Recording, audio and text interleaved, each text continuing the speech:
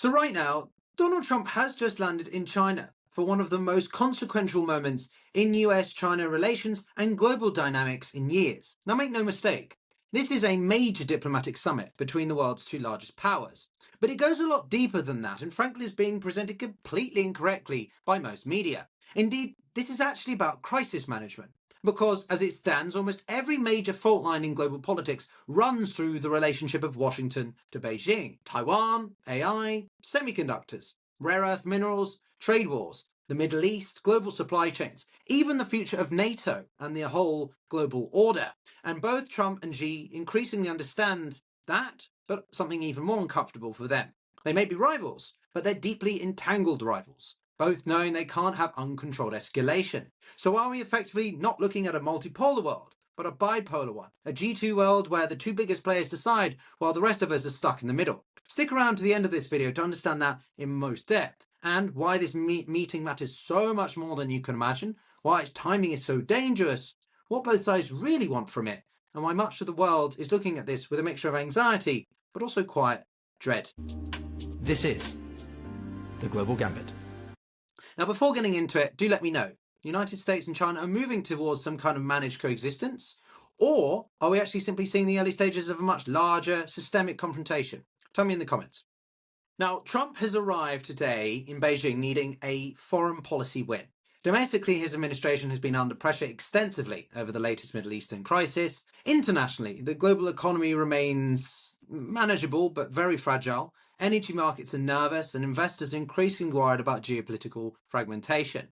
And that matters because the current Middle East situation is directly hitting China. Iran's closure of the Strait of Hormuz, combined with Washington's competing pressure campaign and Iran's shipping imports, has disrupted China energy imports and supply chains. Roughly 50% of China's crude imports pass through the Middle East. Beijing doesn't want to prolong regional crisis threatening growth, manufacturing, or domestic stability, and Trump knows this, but so does Beijing. China has been quietly trying to position itself as a potential stabilizing force around the conflict, joining Pakistan. But unlike the US, which is directly entangled in it, China has attempted to maintain relationships with all sides while presenting itself as that calmer diplomatic mediator.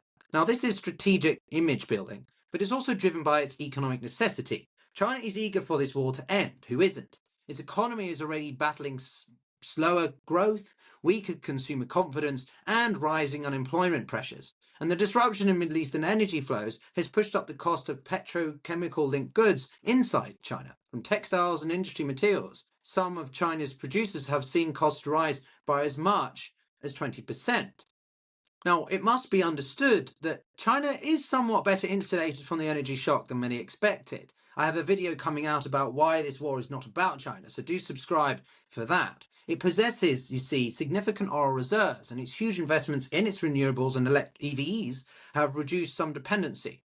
But the broader problem is that China's export-driven economy still relies heavily on stable global trade and predictable energy markets. And a prolonged Middle Eastern war threatens exactly that. So the fact you had that Iran's foreign minister, Abbas Araghchi, in Beijing last week was huge. It appeared designed not only to coordinate diplomatically with China, but demonstrate Beijing's influence and relationship across the Middle East. And increasingly, even parts of the American government recognize that. China may ultimately have to play some role in bringing Iran back towards sustained talks. Now, interestingly, Trump himself has always appeared relatively indifferent by China's relations with Iran. While Washington recently sanctioned a Chinese-based refinery for transporting Iranian oil, Trump has often played down Chinese support for Tehran. And that's notable because despite all the rhetoric about strategic competition, there is an emerging recognition inside both Washington and Beijing that neither side can fully stabilize the Middle East without some degree of cooperation, or what I emphasize as a minimum of coordination. Which is why one of the key goals of this summit will be trying to pressure China into supporting some kind of international effort, a multinational force, to stabilize the Strait of Hormuz and maritime routes. But it's also where it's more complicated. China wants the stability. It benefits enormously from stable trade routes, stable energy flows, and predictable global economy. But Beijing also does not want to appear subordinate to America-led security architecture, which is much more comprehensive than China's. Simply put, China wants to order without becoming part of Washington's enforcement system. And that tension sits underneath almost every other issue being discussed through this summit. This is a meeting about managing that rivalry. The US and China are trying to work out how to compete intensely without that competition to spiral into conflict. This is especially important right now because despite all the rhetoric about decoupling, both powers increasingly recognize that the modern global system is too interconnected for either side to fully isolate without causing enormous damage to itself. Washington needs Chinese manufacturing capacity, the rare earth processing, stable supply chains. But China needs access to the global markets, the advanced chips, energy flows, and broader financial stability. So when you hear people on the internet say that one is completely winning and the other is completely losing, it's nonsense. Both of them are incredibly reliant on the other. One may be more subject to risks than the other, but it depends what kinds of risks. America is directly involved in this conflict, which perhaps puts them in a greater degree of necessity. But that doesn't mean that China is free of challenges. And anyone who makes it binary either doesn't know what they're talking about or has a deliberate agenda to push. Now, at the center of what I've just laid out is, of course, Taiwan.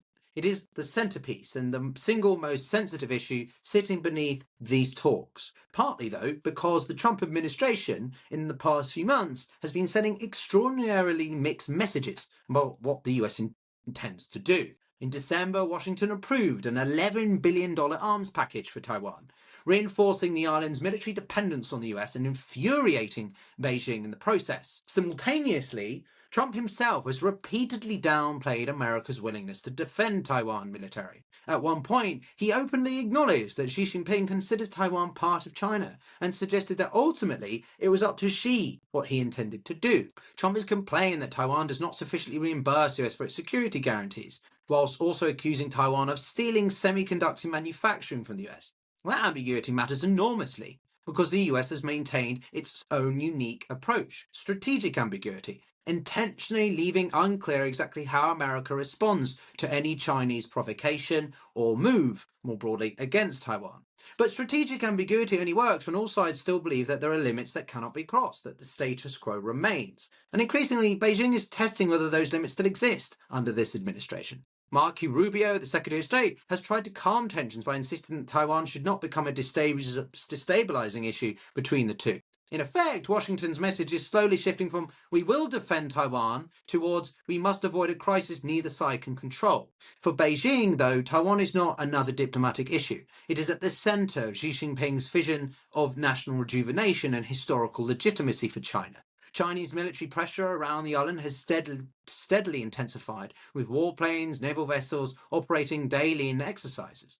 And there are signs Beijing may be pushing for stronger wording from Washington during these talks. For years, American positions have been carefully phrased. The US does not support Taiwanese independence, but others also see that America will not do anything. Any opposition explicitly from America to Taiwanese independence, though, would be huge. Semantic diplomacy it is not, because in geopolitics, wording is crucial. One sentence can alter deterrence calculations across the whole Indo-Pacific, for Japan, for the Philippines, for South Korea. Even if Trump says something unusually accommodating towards China, Chinese officials know this rhetoric can reverse rapidly depending on domestic politics for them as well, the media narratives, or Trump's own instincts. And this uncertainty exactly is why America's allies are increasingly nervous. Many now fear that Taiwan could eventually become part of a wider transactional bargain. Because if Trump increasingly views alliances and security guarantees through a commercial or negotiable lens, then allies, well, they ask themselves a difficult question. Are they part of that deal too? How expendable are they?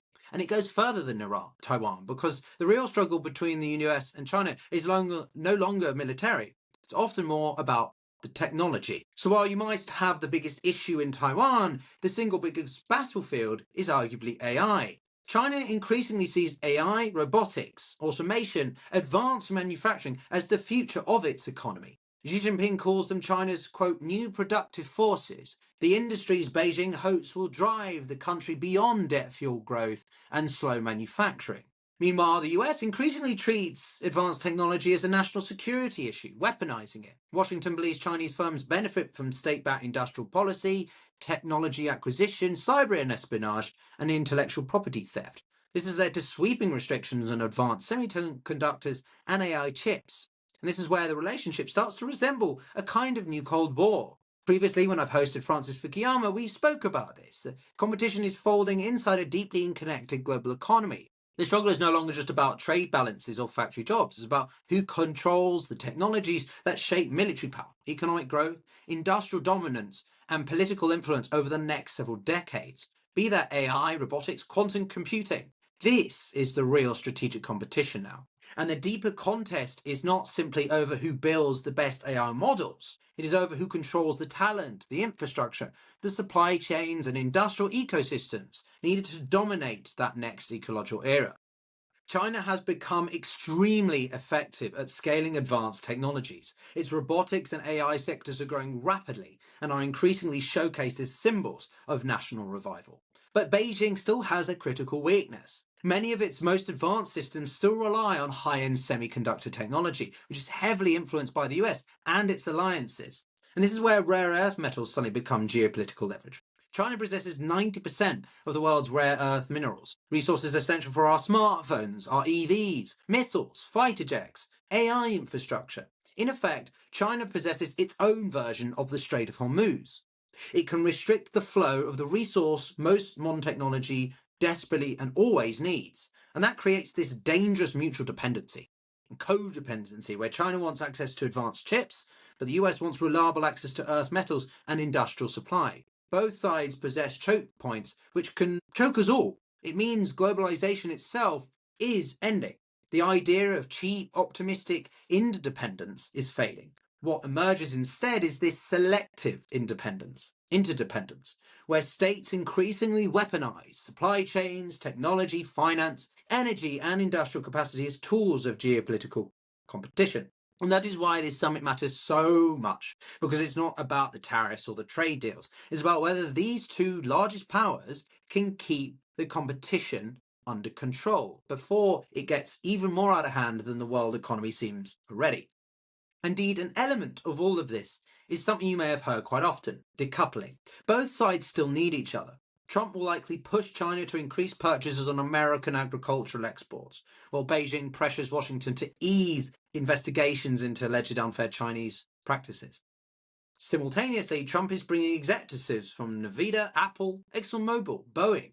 A reminder that despite all the rhetoric about decoupling, which Trump favoured in his first term, the two economies remain deeply entwined. Even now, major American companies still see China as both a critical market and manufacturing base, while Beijing understands that a complete rupture with the US would risk accelerating capital flight, supply chain reallocation, and investor uncertainty. She needs that stability because China is no longer as dependent on the US as it was during Trump's first term, and Beijing has spent years diversifying trade relations across Asia, Africa, Latin America, and the Middle East. But more ruptures across the world globally, if Trump goes after Cuba as well as Iran, well, that is the worst thing for China.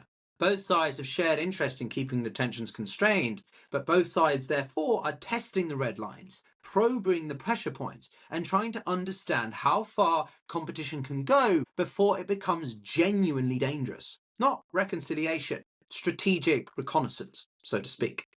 And so this brings us to the rest of us, because we're all watching.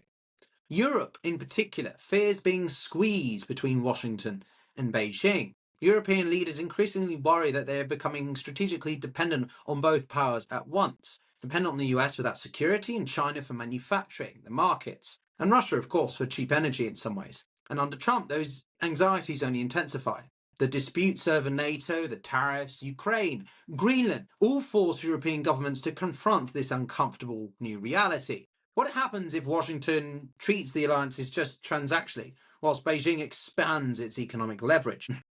That is why Europe has begun talking much more urgently about its strategic autonomy, its industrial resilience, and reducing dependence on either. Europe's greatest fear actually isn't necessarily conflict between the US or China, it's exclusion from both. And that same fear exists across much of the wider world, including the global south. India, Brazil, the broader ASEAN countries, Gulf states. Many of these developing economies do not want to be trapped inside a rigid US-China bipolar world. They want options. They want investment, technology, flexibility. They do not want to become terrain upon which great powers compete. And so this leads us to the point of this whole video. The idea potentially of what some analysts call a G2 world, that the US and China dominate that global system, but different from a bipolar world. That framing is misleading because this isn't a partnership, you see.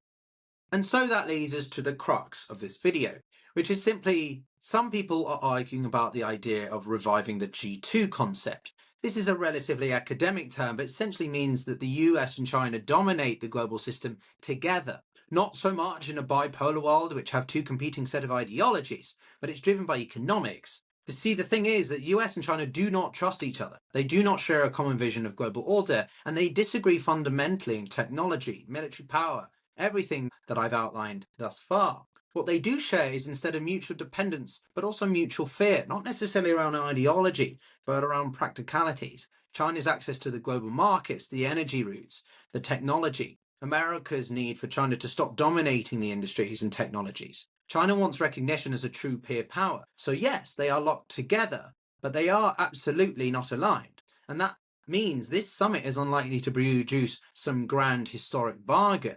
More likely, we will see carefully managed symbolism, trade easing here, vague language about stability, and quiet backdoor diplomacy around Taiwan, AI, supply chains.